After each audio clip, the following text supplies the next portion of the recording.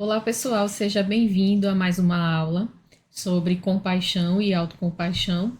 E hoje o assunto é sobre compaixão e autocompaixão na prática, entendendo quais são as intervenções, o que é que elas são, para que é que elas servem, como é que elas funcionam e para quem. As intervenções na área da compaixão são programas estruturados com módulos com duração aí de 1h30 a 2 horas, em que cada módulo são propostas, aliás, atividades voltadas para um objetivo específico. Nesses módulos existe uma parte que é teórica, digamos assim, em que são explanados o que é compaixão, o que são medos da compaixão, dependendo do tipo de programa, e que pode ser voltado tanto para a população clínica como para a população não clínica, ou seja, para a população em geral. Entenda quando eu falo aqui população clínica, corresponde a pessoas com transtornos mentais, como depressão, ansiedade e transtornos alimentares. Como eu trouxe aqui, ela serve tanto para a população geral como para pessoas com transtornos mentais. Só que aqui vale uma ressalva.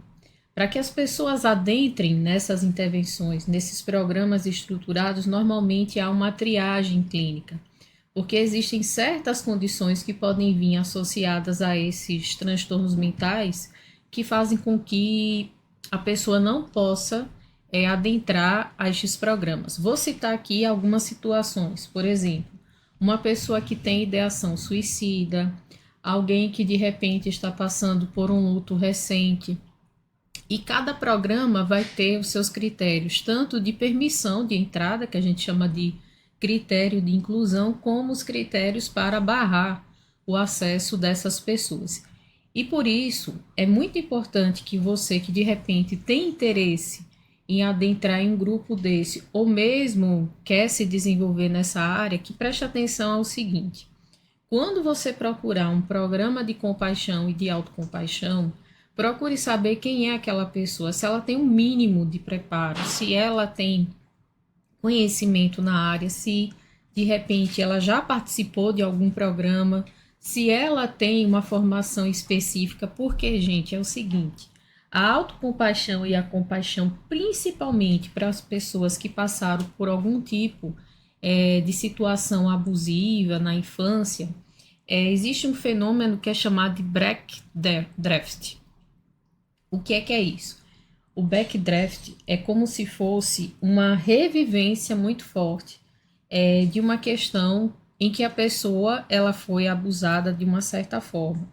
E por isso, quem tem essa formação sabe como manejar.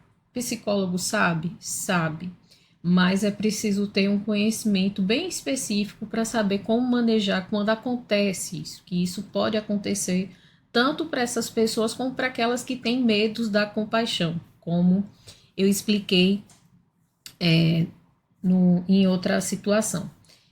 Ela pode vir em um módulo online, não tem problema, já existem evidências que trazem que as intervenções de autocompaixão e de compaixão, elas se equiparam a modalidades presenciais, normalmente elas acontecem em grupo.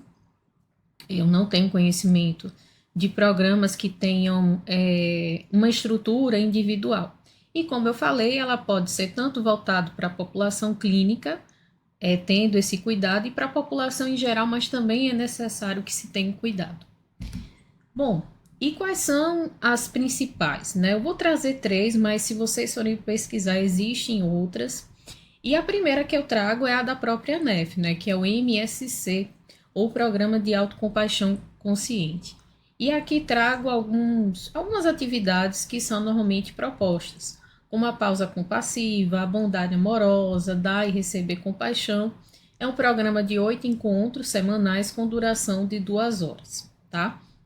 A NEF, quando ela propôs essa intervenção e esse programa, ela propôs mais com a intenção de ser voltado para a população em geral e não para a população clínica.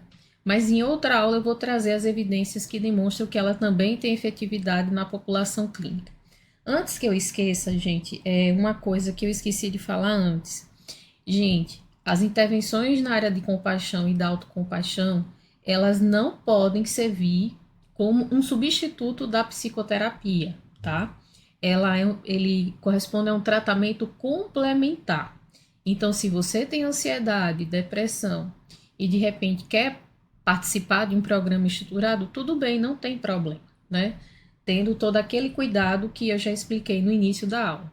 Só que não substitua esses programas, não faça a troca, aliás, da psicoterapia por esses programas, porque não há evidências que atestem isso, tá? Que pode substituir. Então, por favor, tenham esse tipo de cuidado.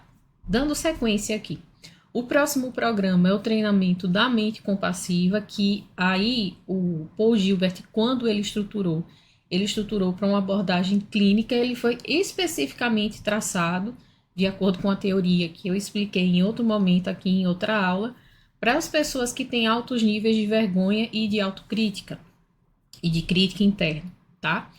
E o programa seguia a terapia da compaixão baseado nos estilos de apego. Também tem uma estrutura de 8 semanas. Ele busca, né, estimular e verificar esse estilo de apego, tomar consciência do nosso modelo de apego. Existe a prática compassiva dos 3 minutos, a escrita de uma carta ao amigo compassivo, a carta aos pais. Esse programa ele foi estruturado e elaborado por um pesquisador da Espanha, o Javier Garcia Campayo, junto com o professor aqui da Unifesp, o Marcelo Demaso. Existem evidências demonstrando a efetividade deste programa. Ele foi iniciado, pelo que eu recordo, o primeiro programa foi para a fibromialgia, tá?